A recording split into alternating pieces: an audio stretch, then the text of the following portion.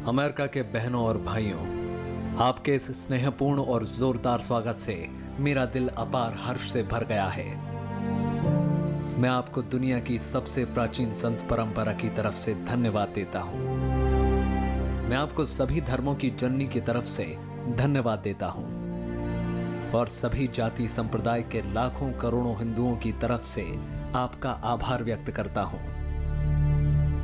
मेरा धन्यवाद कुछ उन वक्ताओं को भी है जिन्होंने इस मंच से ये कहा कि दुनिया में सहनशीलता का विचार सुदूर पूर्व के देशों से फैला है।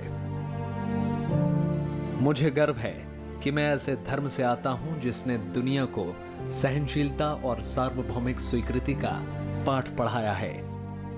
हम सिर्फ सार्वभौमिक सहनशीलता में ही विश्वास नहीं रखते, बल्कि हम विश्व के सभी धर्मों को सत्य के रूप में स्वीकार करते हैं। मुझे गर्व है कि मैं एक ऐसे देश से हूं जिसने इस धरती के सभी देशों और धर्मों के परेशान और सताए गए लोगों को शरण दी है।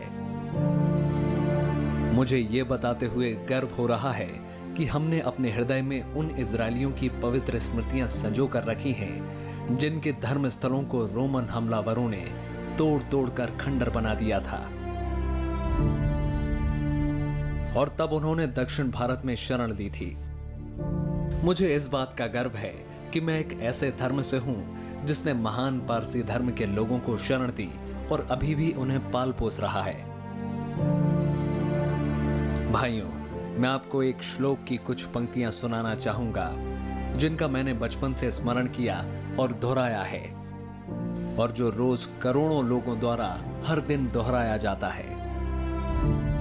जिस तरह अलग अलग स्रोतों से निकली विभिन्न नदियां अंत में समुद्र में जाकर मिलती हैं, उसी तरह मनुष्य अपनी इच्छा के अनुरूप अलग अलग मार्ग चुनता है।